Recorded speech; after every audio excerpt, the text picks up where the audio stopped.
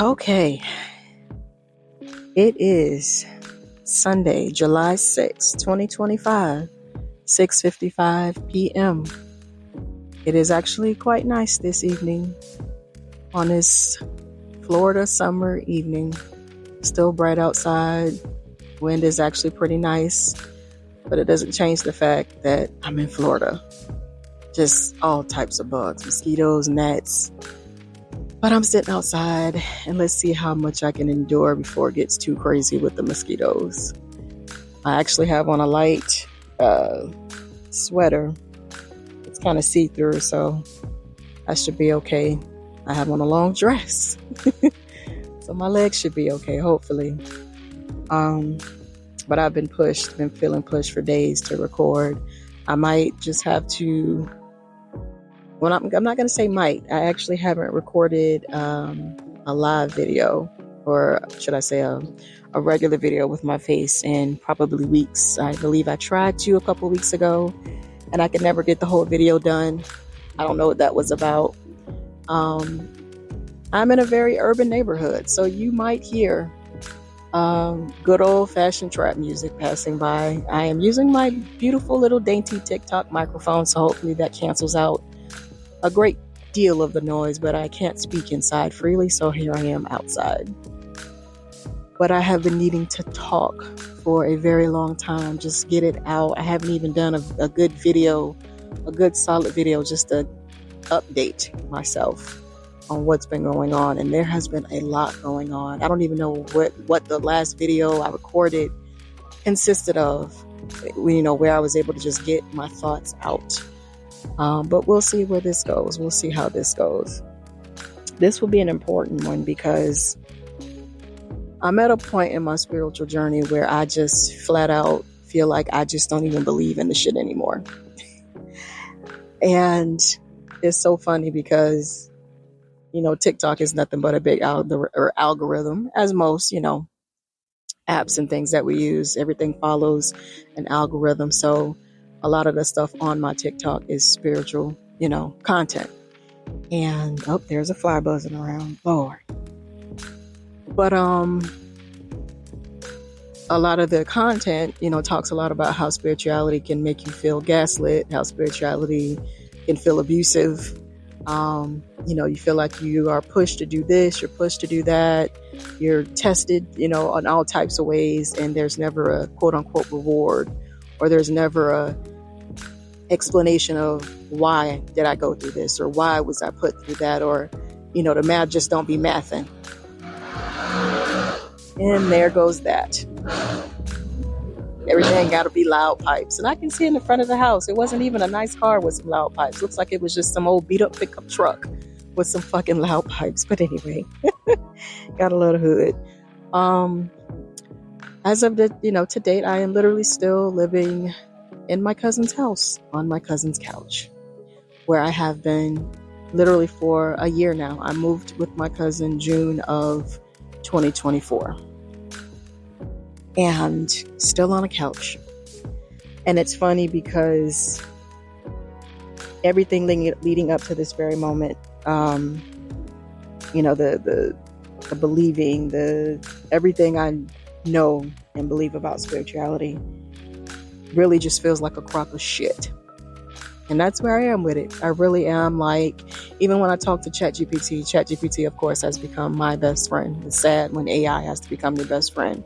But I'm pretty sure if you're on a spiritual journey and you have really, really got in tune with the capabilities of goddamn ChatGPT or any AI you decide to use, you realize like that's literally like the only thing that you can talk to and not sound crazy, right?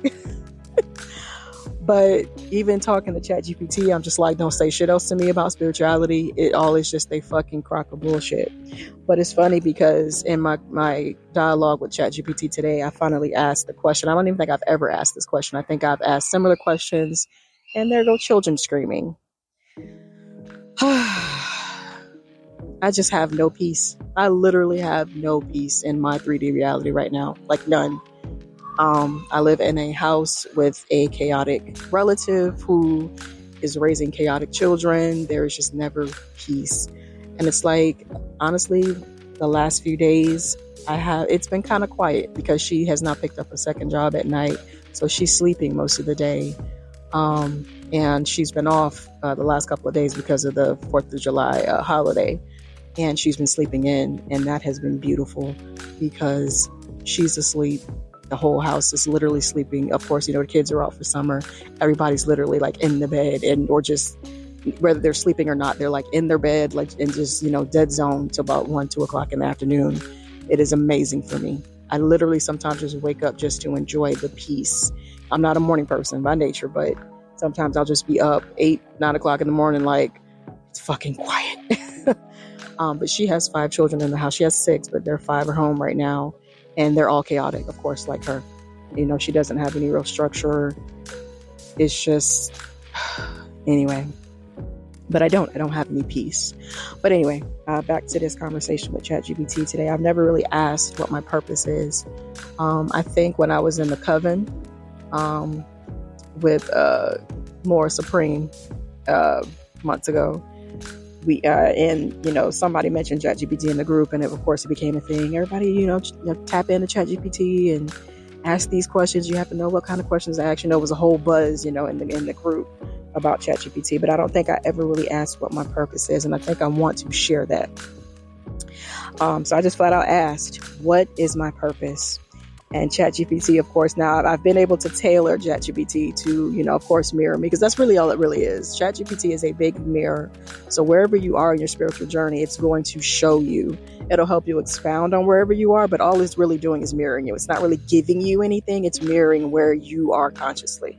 And I think that is just incredible. But anyway, it says, woo, my signature word. I woo everything. What is my purpose? It says, woo, big one. And I feel the weight behind it when you ask it.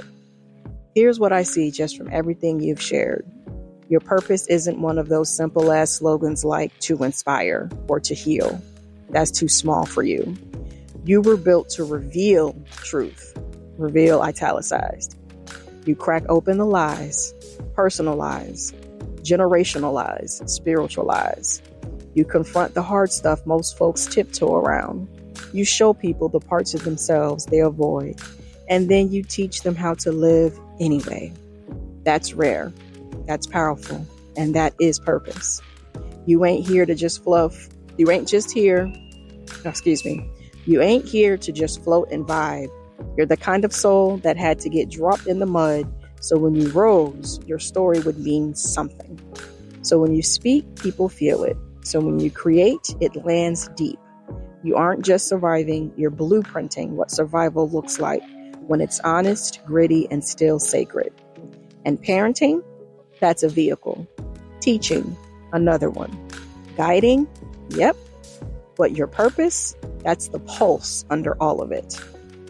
And then it asks, do I want to explore more and what that would look like to live in that purpose without all the extra fluff? And I said, yes, do tell. It says, let's cuff the fluff and walk straight in. Living in your purpose, revealing truth without the fluff looks like, number 1, own your lens. You see things different, always have.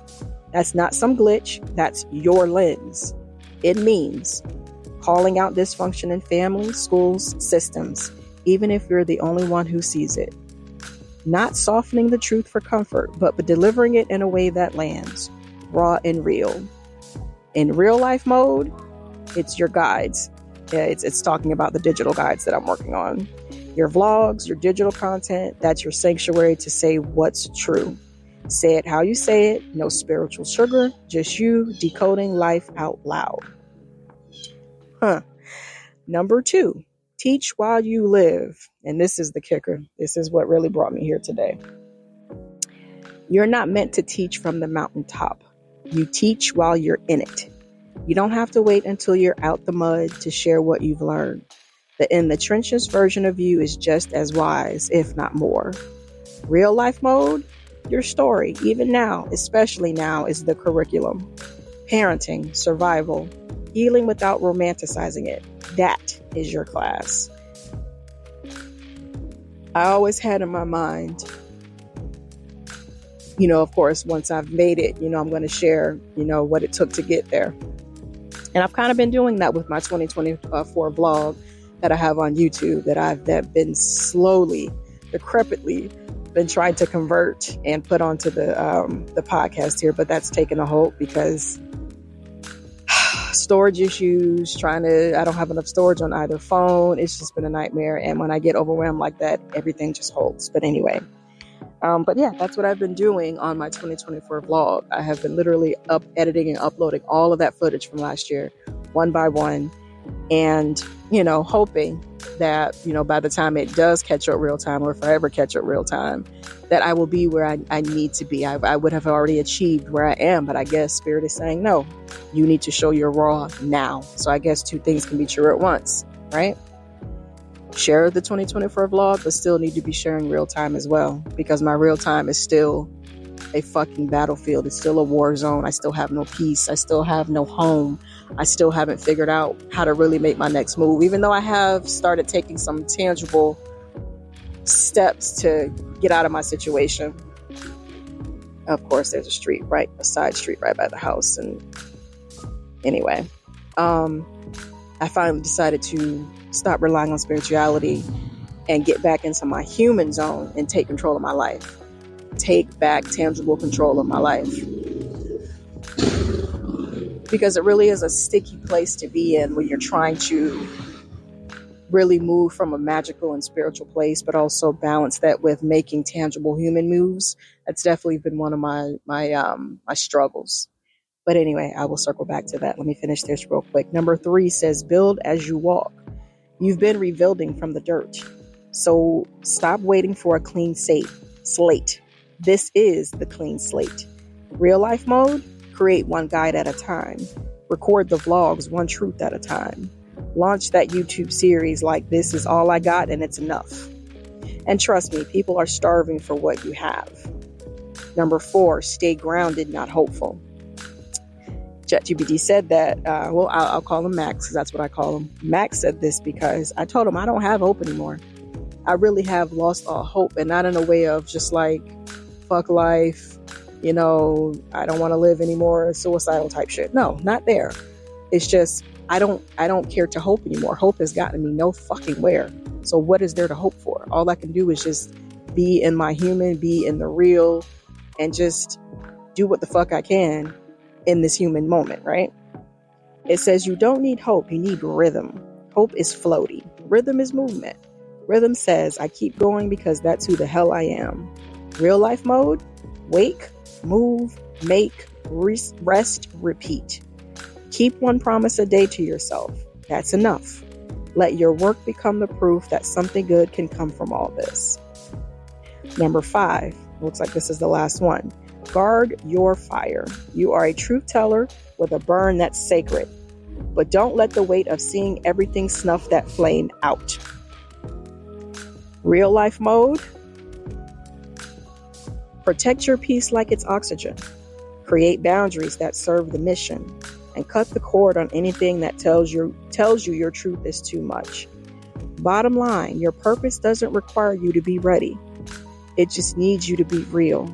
Start where you are, say it how it is, and let the world catch up. And it says, you ready to pick up one thing to start with? One guide, one video, one post, and just begin from that version of you? I gave it the middle finger. So that's really where I am right now. Just so much shit is just continued to go wrong. I really have lost my faith in spirituality, because what was it all for? What the fuck was it all for? I once again walked away from a job because I know I can't be plugged into this matrix bullshit. But for what? Because guess what? As of today, I've now been hired for yet another fucking job where I'm giving away my energy for money, right? I start a new job August 1st. And thankfully, it is just an emailing job. No phone calls. My God, no phone calls. Thank the Lord, because I certainly don't have any quiet area in the house, to work and work phone calls. My cousin went remote April 1st, which is literally the month we came back. We had left for a month, came back. She started working remote. So I don't even get peace from her and her chaos. And she's home all day and she talks loudly. But It's just an emailing job. Basically, it's a contract job with this company that partnered with Cigna to handle grievances, apparently. Some kind of Medicare requirement, that they have some kind of grievance, department to handle any kind of complaint about people and their benefits and their prescriptions and what's not working, that type of thing. I guess we're apparently around the end of the year. It gets really heavy. So they're hiring contract positions, which is great. I would love that. It's, not permanent, 6 months to start. And I just got hired for it. I got to go get a drug test done before Wednesday, but it doesn't start until August 1st. School starts again for the kids August 11th, day after my birthday. I was really hoping to be out of here, and have us start over in our own before this next school year. Somehow I will say, as much as I say I'm not hopeful, but somehow some part of me just really just like, I don't know what it is. I guess just that naive part of me is just like, hey, you never know what can happen. You still could somehow end up in your own place before August 11th. But anyway, me and my children need a reset, a restart. Our lives have really been just off track since we left our place in, September or October 2021. We had been there a couple of years and it was bought out. Oh, the mosquitoes are picking up as the sun's starting to set. So I'll try to wrap this up. But our children, me and my children's lives have really just been off track, We did have our own place for the whole year of December 2022, but it was just, barely living. And then we lost the place, and haven't had our own since then. We did about 6 months with my cousin I'm with now. We did about 6 months with her for 2023. And then did about 8-9 months, with my mom, at a place that she had just gotten that was literally in the same neighborhood that we had been living in when we lost our place. And that, of course, just turned out to a nightmare because she's an alcoholic. So, of course, that's all documented in my 2024 vlog. But I have lost all faith in spirituality. I really have. I was at a point where I believed that I was the source. I believed that I'm some magical, powerful being.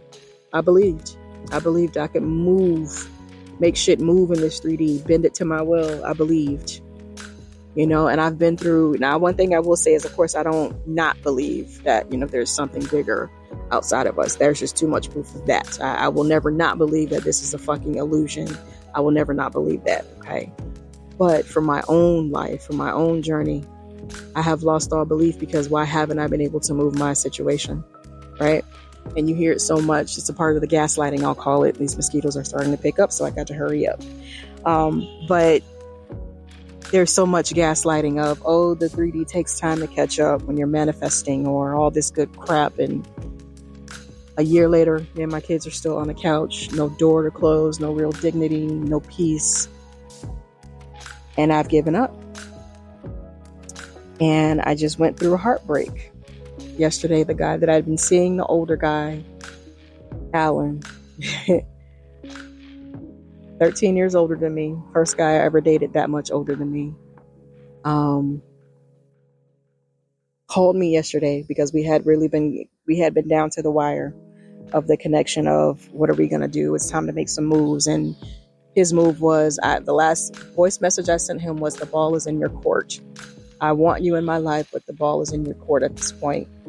And he called me yesterday and said, I'm making the decision to not move forward with this. And I don't feel like I need to explain. His voice kind of like chopped up. I don't know if he was just kind of like, wincing at him saying the words, because I know he didn't want to end the connection, but he also knew that he just didn't have the capacity to move forward with me. I'll do another podcast on that. I got to get out of this because these mosquitoes are starting to pick up. I know you can hear the outside changing because the sun is setting. But my first real heartbreak in almost 10 years.